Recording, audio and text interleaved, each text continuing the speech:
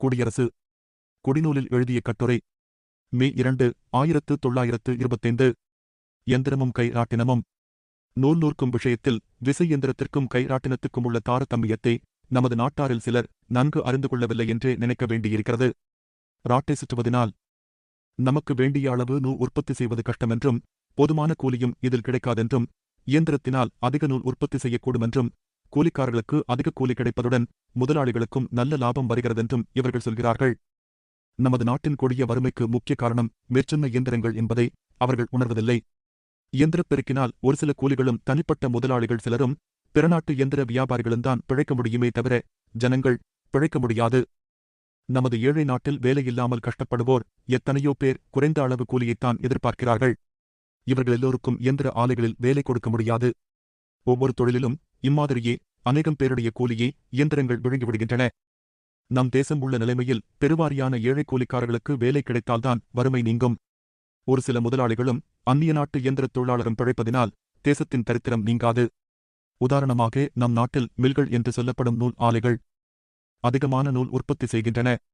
ஆனால் இவை எவ்வளவு பேருடைய கூலியை கெடுத்துவிடுகின்றன என்பது யோசித்துப் பார்த்தால் தெரியும். சாதாரணமாக 20 அல்லது 25 லட்சம் ரூபாய் மூலதனத்துடன் ஆரம்பிக்கப்பட்ட ஒரு நூல்யந்திர ஆலையை எடுத்துக்கொள்வோம். இவ்வாலையில் ஒவ்வொன்றிலும் 400 ராத்தல் எடையுள்ள 40 சிப்பம் நூல் உற்பத்தியாகக்கூடும். அதாவது மொத்தம் 16,000 ராத்தல் நூல் உற்பத்தியாகலாம். இவ்வளவு நூல் உற்பத்தி செய்யும் ஓர் ஆலை சுமார் 2,000 கூலிகளுக்கும் வேலை கொடுக்க முடியும். தலைக்கு 4 முதல் 1 ரூபாய் வரையில் கூலி கிடைக்கும். முதலாளிகளுக்கு 150% வருஷந்தோறும் லாபம் கிடைக்கலாம். இதற்கு மேலாகவும் ஆலை முதலாளிகளுக்கு சில சமயம் லாபம் கிடைத்திருக்கிறது. இதனால் ஏழைகளுக்கு ஏற்படும் நஷ்டத்தைப் பற்றி யோசிப்போம். மேற்சொன்ன 16,000 ராத்தல் நூலும் கிராமத்தில் வேலையில்லாமல் தவிக்கும் ஏழை கூலிக்காரர்களைக் கொண்டு கை ராட்டினத்தில் தயார் செய்து கொள்வதாயிருந்தால் ஒரு நாளில் ஒரு ராத்தல் நூலுக்கு குறைந்தது 3 பேர் வேலை செய்ய வேண்டும். ராத்தலுக்கு குறைந்த விகிதம் 4 கூலி கொடுப்பதாயிருந்தாலும் நபர் ஒன்றுக்கு ஓரணா 4 பைசா கிடைக்கும். இப்படியாக 16,000 ராத்தல் நூல் உற்பத்தியில் 48,000 பேருக்கு ஓரணா 4 பைசா கூலி கிடைக்கிறது. இவ்வளவு நூலையும் ஓர் ஆலை நூற்று விடுவதனால் வேலை செய்யக்கூடிய 46,000 பேருக்கு வேலையில்லாமல் போய்விடுகிறது. இவ்வளவு பேருக்கும் கிடைக்க வேண்டிய கூலியில் சிறுபகுதி ஒரு சில வேலைக்காரர்களுக்கும், பெரும்பகுதி முதலாளிகள், அந்நிய நாட்டு இயந்திர வியாபாரிகள் ஆகிய இவர்களுக்கும் போய்விடுகின்றது. மகாத்மாவினுடைய சுயராஜ்யத்திற்கு பொருள் ஏழைகள் பிழைக்க வேண்டுமென்பதே. முதலாளிகளும் அந்நிய நாட்டு இயந்திர வியாபாரிகளும் பொருள் சேர்க்க வேண்டுமென்பது மகாத்மாவினுடைய சுயராஜ்யத்தின் கருத்தன்று. சிலருக்கு உத்தியோகமும் அதிகாரமும் கிடைக்க வேண்டுமென்பதன்று. இந்த அம்சத்தை நாம் மனதிலிருத்திக் கொண்டால் ராட்டை இயக்கத்தின் கருத்தை சரியாக அறிந்து கொள்ளலாம். ஏழைகளிடத்திலும் கூலிக்காரர்களிடத்திலும் அன்பில்லாதவர்களுக்கு மகாத்மா கூறும் சுயராஜ்யத்தின் பொருள் நன்கு விளங்காது. உத்தியோகமும் அதிகார பதவியும் பொருள் தேடலும்தான் சுயராஜ்யமென்று அவர்கள் கருதுவார்கள். இத்தகைய அபிப்பிராயம் தேசத்தில் பரவக்கூடாதென்பதை மனதில் கொண்டே மகாத்மா காந்தி காங்கிரஸ் அங்கத்தினருக்கு நூல் நூற்பதை முக்கிய கடமையாக ஏற்படுத்தியிருக்கிறார். இந்த முக்கிய கடமையை தேசத்தார் ஏகமனதாக ஏற்றுக்கொள்ள வேண்டுமென்று கருதியே வேறு சில விஷயங்களில் தமது உறுதியான கொள்கைகளையும் ஓரளவு விட்டுக் கொடுத்திருக்கிறார்.